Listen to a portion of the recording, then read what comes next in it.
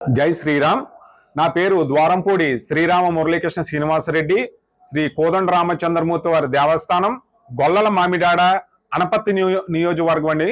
ఇక్కడ స్వామివారిని 1889 సంవత్సరంలో స్వామివారిని కోలల ప్రతిష్ట ద్వారంపూడి సుబ్బిరెడ్డి రామిరెడ్డి అని అన్నతమ్ములు దీనిని ప్రతిష్ఠించడం జరిగింది.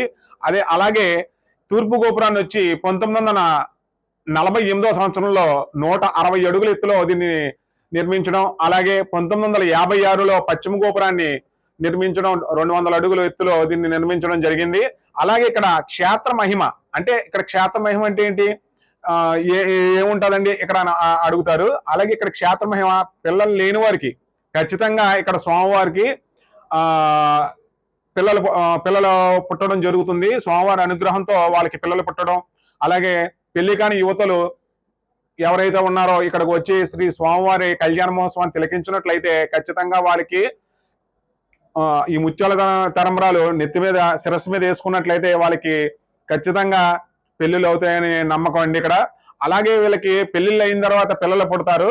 అలాగే ఆ పిల్లల్ని వచ్చి స్వామివారికి ఇక్కడ ఇచ్చి కొనుక్కుంటారండి ఇక్కడ విశిష్టతలో, ఈ క్షేత్ర మహిళలో. అలాగే ఇక్కడ మీకు స్వామివారి కళ్యాణం 27/3/2026 అనగా శుక్రవారం నాడు శ్రీ సీతారామ కళ్యాణ మహోత్సవానికి అన్ని ఏర్పాట్లు కూడా ఇక్కడ మేము చేయడం జరిగింది. అలాగే 26వ తారీఖు 26/3/2026 నుంచి కూడా ఇక్కడ అన్ని ఏర్పాట్లు కూడా వచ్చిన భక్తులకి ఏటం కలగకుండా అన్ని ఏర్పాట్లు చేస్తున్నాం. అలాగే ఇక్కడ ధ్వజారోహణ చేస్తారండి. ముందుకంటే 26/3/2026 ధ్వజారోహణ, అగ్ని ప్రతిష్ఠ చేయడం జరుగుతుంది. అయిన తర్వాత రాత్రి 7 గంటలకి ఇక్కడ ప్రియా మ్యాజిక్ షో అయిన తర్వాత కూచిపూడి నృత్యం తాపేశ్వరం వారిచే ఇక్కడ కూచిపూడి నృత్యాలు కూడా జరుగుతాయి. స్క్రీన్స్ లో లాస్ట్ ఇయర్ ఉన్న కళ్యాణ మహోత్సవాలు కూడా ఇక్కడ మీరు వచ్చి తిలకించవచ్చు.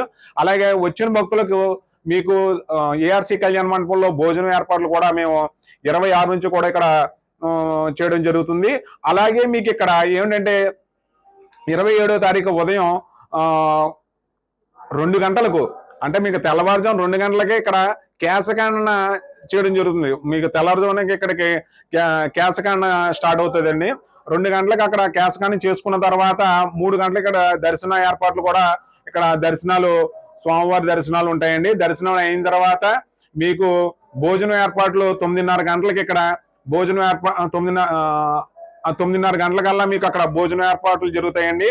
అలాగే స్వామివారిని ఇక్కడ పల్లకిని 9:30 గంటలకల్లా ఇక్కడ మేము స్వామివారిని తీసుకుని వెళ్ళి అక్కడ స్టేజ్ మీద మేము స్వామివారిని పెట్టడం జరుగుతుంది.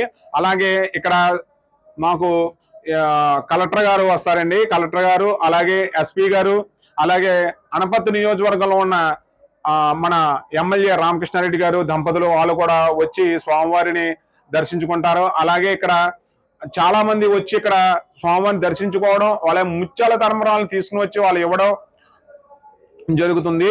ఇక్కడ వచ్చిన భక్తులకి ఏ ఆటంకం కలగకుండా మన ఎస్పీ గారు, అలాగే మన కలెక్టర్ గారు కూడా అన్ని ఏర్పాట్లు కూడా ముందుండి నడిపించడం జరుగుతుంది.